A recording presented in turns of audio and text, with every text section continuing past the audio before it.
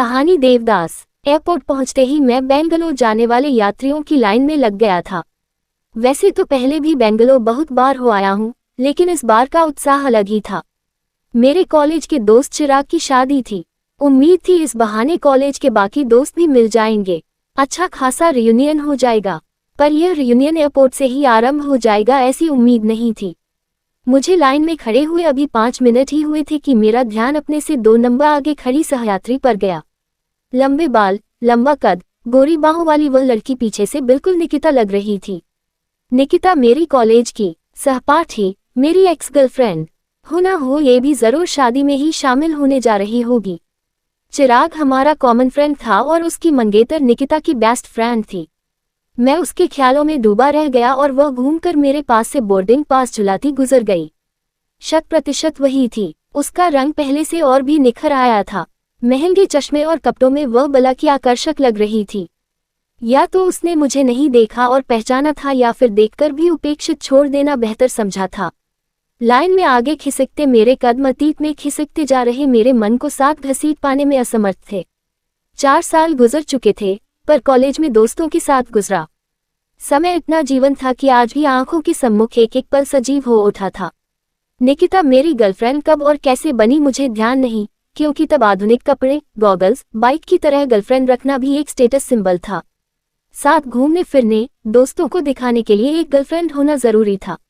उससे कब, कहाँ, कैसे मुलाकात हुई, कैसे प्यार हुआ, ये सब जानने में किसी की रुचि नहीं होती थी।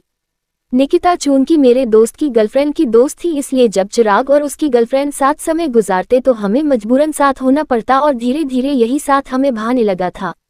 जैसा कि लड़कियां स्वभाव से ही बेहद संवेदनशील होती हैं, निकिता हमारे रिश्ते को लेकर गंभीर होती चली गई, जबकि मैं इसे मौज मस्ती का जरिया ही मानता रहा। ग्रेजुएशन खत्म हुआ, सबका प्लेसमेंट हो गया और देखते ही देखते फेयरवेल का वक्त भी आ गया। एक प्ले में वह पारो और मैं देवदास का रोल कर रहा था। रिहर्सल में हमारा अधिकांश वक्त साथ गुजरता था। ऐसे ही विश्रांति के कुछ क्षणों में निकिता थोड़ी भावुक हो उठी। हम लोगों के बिछड़ने का काउंटडाउन शुरू हो गया है। फेयरवेल के बाद सब अलग अलग हो जाएंगे, तुम कहीं, मैं कहीं। मैं उनिंदा सा बोला, वैसे भविष्य को लेकर तुम्हारी क्या योजनाएं हैं? एक बार तो जॉब ही ज्वाइन करूंगा, थोड़ा अनुभव हो जाए तो फिर एमएस या एमबीए ट्राई करूंगा। हो सकता है विदेश भी चला जाऊं। ऊंची डिग्री लेकर ऊंचे पैकेज वाली नौकरी ज्वाइन करूंगा। फिर थोड़ा बैंक बैलेंस बनाऊंगा, गाड़ी बंगला खरीदूंगा। यूरोप घूमने का भी बहुत मन है, शायद वहां चला जाऊं। निकिता अब तक रासी हो उठी थी। तुम्हारे भविष्य की योजनाओं में मैं कहीं भी नहीं हूं। उसका इशारा समझ मैं संभल कर बैठ गया था। हो ना, मैं बस शादी की बात पर ही आने वाला था। इतनी देरी से क्या भविष्य की इन सब योजनाओं में मैं तुम्हारे साथ नहीं हो सकती? मैं चुप हो गया था। फिर थोड़ा साहस जुटा कर बोला, आजकल सब देरी से ही करते हैं। वही तो पूछ रही हूँ, क्यों? क्या पत्नी का बोझ पहले से ज्यादा हो गया है? नहीं, बल्कि वह तो आर्थिक रूप से और भी आत्मनिर्भर होकर पति का बोझ बचाने लगी है। तो क्या दोनों का फर्टिलिटी पीरियड बढ़ गया है? नहीं, वह भी नहीं, बल्कि फास्ट फूड पर निर्भरता और कम शारीरिक श्रम से यह पीरियड और गड़बड़ा गया है। जितनी देरी से शादी, फर्टिलिटी पीरियड उतना कम। अच्छा, कहीं तुम्हें ऐसा तो नहीं लगता कि शादी करके तुम डिस्ट्रैक्ट हो जाओगे, अपने लक्ष्य पर फोकस नहीं कर पाओगे? हाँ, शायद ऐसा ही, मैंने थूक गटकते हुए कहा। उसके खुलकर आक्रामक रवैये से मैं बौखला गया था। तो यहाँ भी तुम लड़के गलत हो। आधुनिक पढ़ी लिखी हमसफर तुम्हें आगे बढ़ने के लिए और प्रेरित ही करेगी, तुम्हारी मदद करेगी, न कि तुम्हारे मार्ग में रुकावटें खड़ी करेगी। एक अच्छे करियर की महत्ता उससे अच्छा और कौन समझ सकता है? उसे अपने लक्ष्य पर टिके रहने का भरोसा है। फिर तुम लड़कों का आत्मविश्वास क्यों डगमगा जाता है?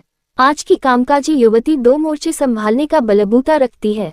उनके भरोसे तुम और भी निश्चिंत होकर अपना करियर बना सकते हो। मुझे निरुत्तर देख वह आक्रामक रवैया छोड़ समझाइश पर उतर आई।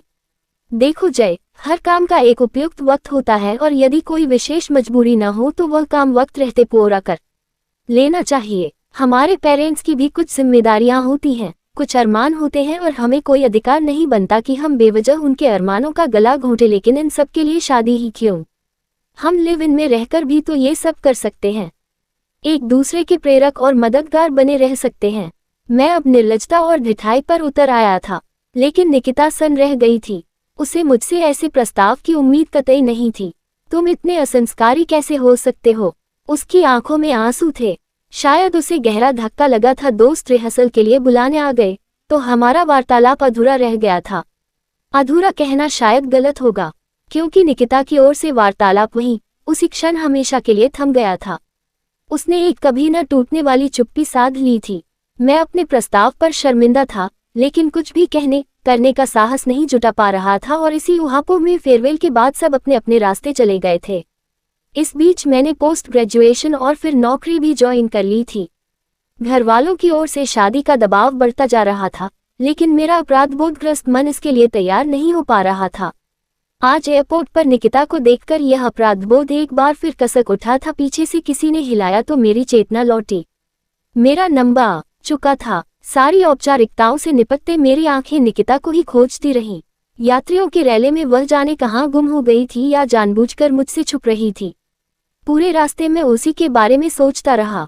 उसने शादी कर ली होगी या नहीं? यदि नहीं की होगी तो क्या मुझे उसे प्रपोज कर देना चाहिए?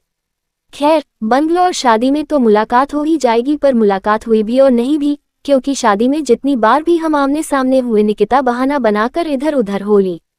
अब तक मैंने ये तो पता लगा ही लिया था कि विदेश से उच्च शिक्षा प्राप्त कर वह एक प्रतिष्ठित यूनिवर्सिटी में पढ़ाने लगी है और शायद आगे रिसर्च वर्क के लिए फिर विदेश चली जाए। निकिता को लेकर मेरी बेचैनी दोस्तों से छुपी नहीं थी, इसलिए वे छेड़खानी का मजा ले रहे थे।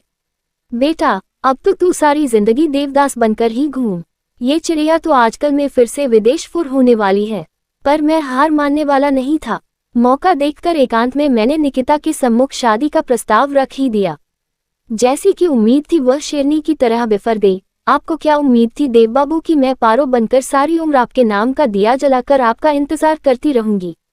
जिस तरह बहुत डराने पर डर खत्म हो जाता है, बहुत दबाने पर भूख खत्म हो जाती है, वैसे ही तुम्हारे साथ जिंदगी गुजारने की मेरी हसरत खत्म हो गई है। प्यार का फूल मेरी जिंदगी की डाली से झड़ चुका है और झड़े हुए फूल कभी वापस नहीं खिलते। मैं रिसर्च के लिए विदेश जा रही हूँ। मैं उसे उसी के शब्द की हमारी शादी उसके करियर में बाधक नहीं वरन साधक ही सिद्ध होगी कहकर रोक लेना चाहता था, पर नहीं कर सका। अगले दिन रवानगी के वक्त निकिता नजर नहीं आई तो मैंने उसकी सहेलियों से पूछा, अरे तुम्हें पता नहीं? वह तो रात की फ्लाइट से ही निकल गई। उसके पापा को जबरदस्त दिल का दौरा पड़ा था। दिल्ली एयरपोर्ट पर उतरने तक मैं एक महत्वपूर्ण निर्णय ले चुका था। डाली से झड़ चुका फूल तो दोबारा नहीं खिल सकता, पर यदि जड़ रूपी इच्छा शक्ति मजबूत हो तो नए फूल तो खिलाए जा सकते हैं। मैंने एयरपोर्ट से ही मम्मी को अपने लौट आने की सूचना दे दी और साथ ही यह भी बता दिया कि एक अति आवश्यक कार्यवश मैं अभी 4-5 दिन घर नहीं आ पाऊंगा।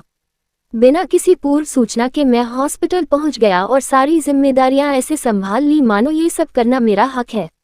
शोकाकुल निकिता और उसकी मां कुछ भी बोलने समझने की स्थिति में नहीं थे। दोनों बस कठपुतली की तरह डॉक्टर के निर्देशों का पालन मात्र कर रही थी। मैं नहीं जानता निकिता ने अपनी मां को मेरा क्या परिचय दिया, पर वे भी अधिकारभाव से बेटा मानकर मेरी सेवाएं लेने लगी थीं। मैं निसंदेह इससे प्रसन्न ही था। तीसरे दिन तक अंकल की तबीयत काफी संभल चुकी थी। उन्हें कॉटेज में शिफ्ट कर दिया गया।